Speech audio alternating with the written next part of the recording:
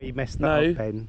Listen. If you know, don't record. When you walk away, they can't hear. Is that true, Ben? It's true. What we're going to do, you're going to record. I'm going to walk towards the building. And why is that true, Ben? Start talking, ready? Because microphones aren't magically Chris, hearing everything Chris, miles away. Listen to me. Only just what's in front this of is what we're doing. I'm a director, do you understand? No, you're the actor. Right, listen, come here.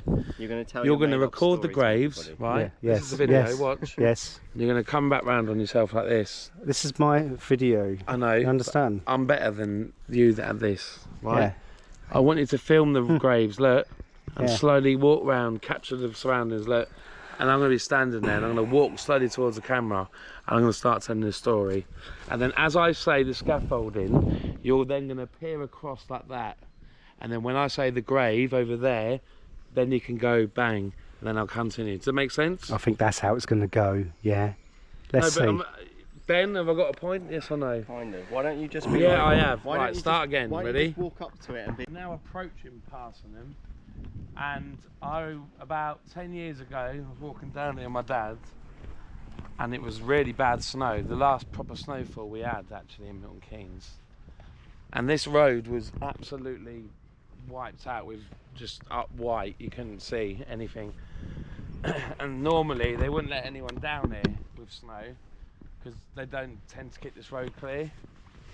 So obviously when the residents get that sort of weather, they have to like just stay in and go on foot because this is one of the roads that they won't go to. So Passenham is a natural country lane. It's got 1, 2, 3, 4, 5 or 6 houses at the very max officially that live in Passenham. Watch out, there's a car. But this is a throughway for traffic coming from Stony, Beachhampton Way or Milton Keynes going through the back roads. And then obviously you'll get a lot of traffic coming. When there's traffic on the A5 near the Dean's Hangar, a lot of people use this as a cut through. And as you'll see in about 5 minutes, the lanes get narrower.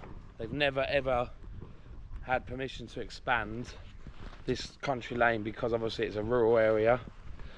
But there's a bridge where you can only get 1 car across at most.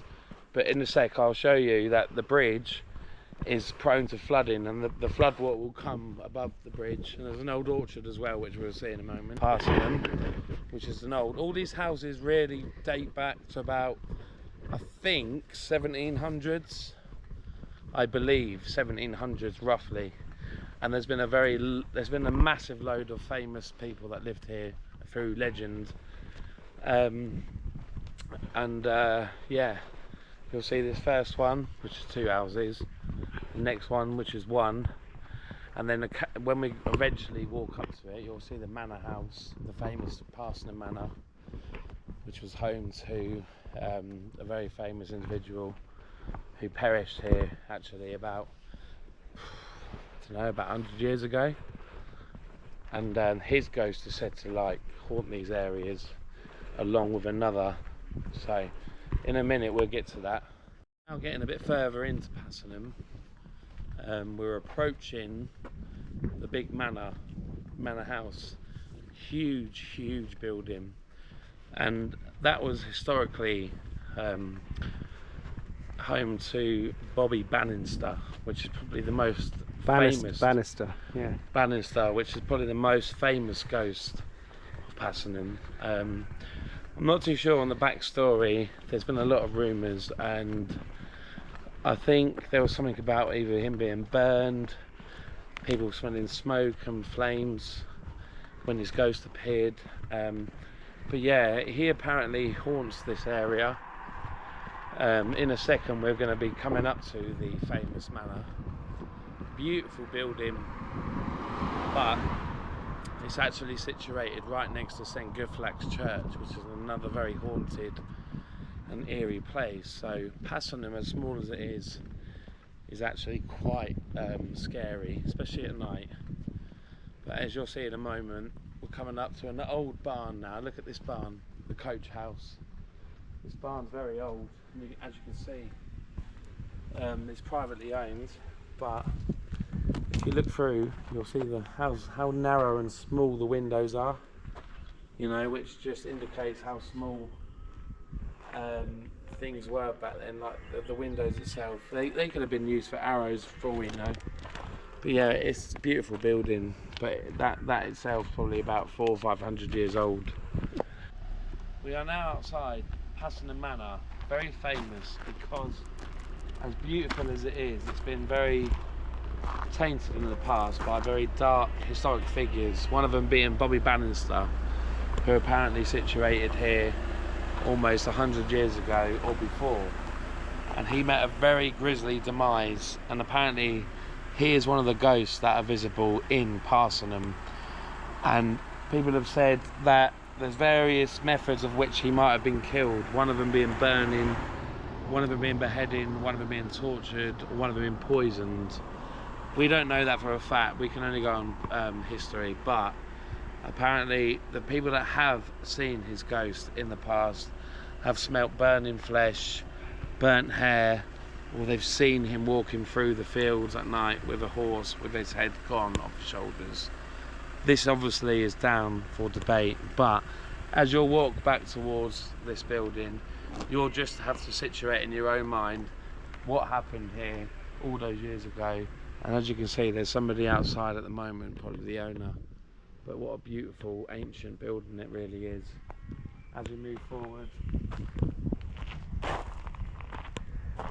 Now here we are at St. Black Church in Passenham. This is the 13th, 14th century church, yeah? Very old, as you'll see by the graves.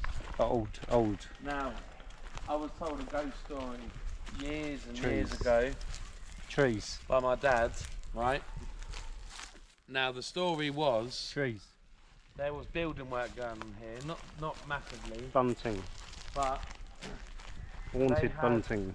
scaffolding along the sides, right? The ghost of Sir Robert Banastre, often referred to as Wicked Bobby Banister, is one of Passenham's most enduring and infamous supernatural residents.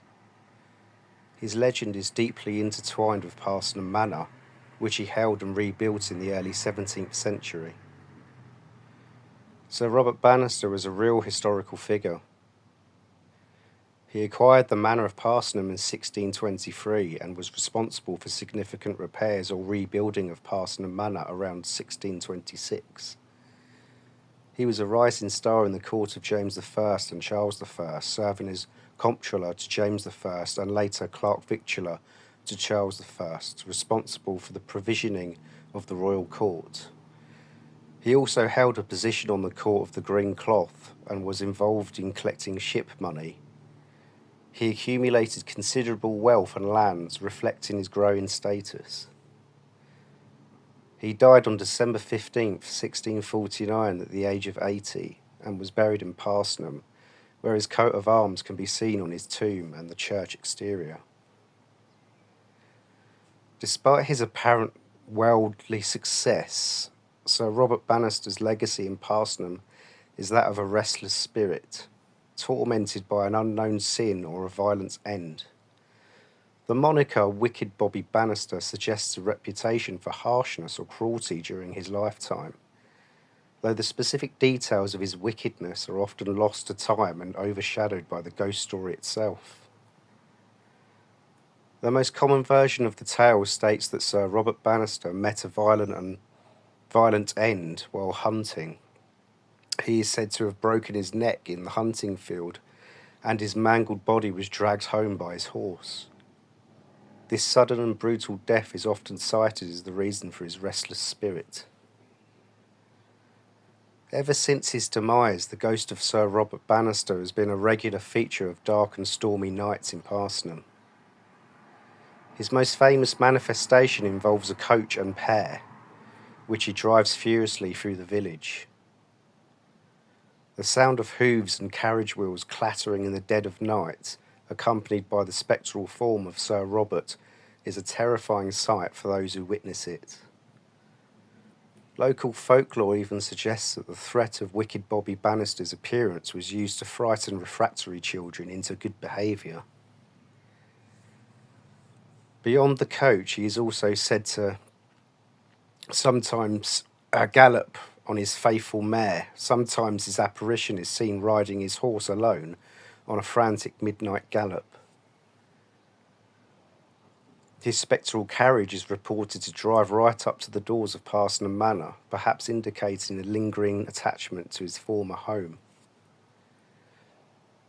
Accounts of his appearance often include descriptions of him being ghastly pale.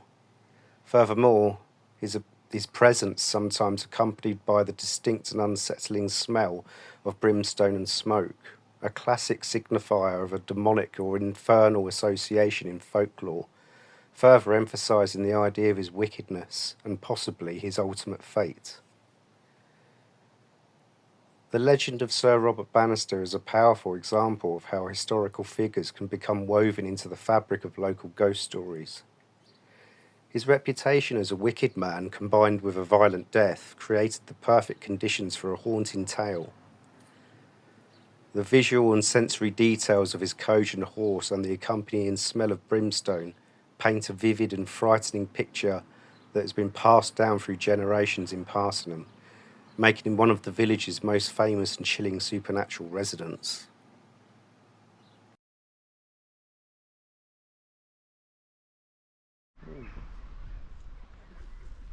So it was here years ago that my dad told me a story about this church, St Guflax in Passenham, 13th, 14th century old church. There was work going on along this building, some sort of building work towards the stone repair. There's scaffolding from about there to there. One of his friends that he worked with in Fenny Lock in Tesco's was the one who said that he was here that day. This guy never believed in ghosts, never believed in aliens, very big, conspiracy, not into all that stuff. Anyway, he said one day he was there, it was a spring afternoon, and he just turned round, and then as he looks over towards this big grave over here, he saw a figure standing there, motionless. This man obviously then got a big fright, and he decided to jump off the scaffold and run out over there into his van and sped off. And he's never once stated what exactly he saw, but whatever it was scared him enough to make him do that. So this is part of the reason why we're here today, to tell the story about the so-called ghosts and ghouls of Passenham, St Guflax and the village itself, which obviously are history and myth, but they are there to be desired. There's a hideous figure over here. How long roughly, mate? No, it's there. 25 minutes. This is where she's jumped in. This is where she jumped in as a kid. This all used to be a windmill here. You mean a watermill? Yeah, that's it, watermill. Yeah, a watermill. Get it right. So why did she do that? You got to have more backstory. I don't know. I weren't there. It was fucking 100 years ago. These are the facts you heard of here first. Why'd she jump in? I don't know. I wasn't there. Well, was you around in 1912? No, but I'm not the one. I'm not the one claiming to know a story. Yeah, because I read. You don't. So what did you read? Why did she do it? I read your mum and why she done you. Oh right, okay. So if you look here. If you look here, Now you'll see a looks bad like- attitude. If you look here- for the last 20 minutes. That looks like If you look here, a telegraph pole, right? It's actually not. So in the 1600s, when this electricity was installed, saw a horrible figure down here. If you look down here, you'll see it. What we've got And at the jumps minute from the is top of there. how did he look when he... typically self-explanatory. You look like this is wearing a grazing Guns N' area. Roses vest. No, Chris, look. We've got a typically grazing area where people just sit there and graze for hours on end. And then back here we've got the road that was built originally by the Romans.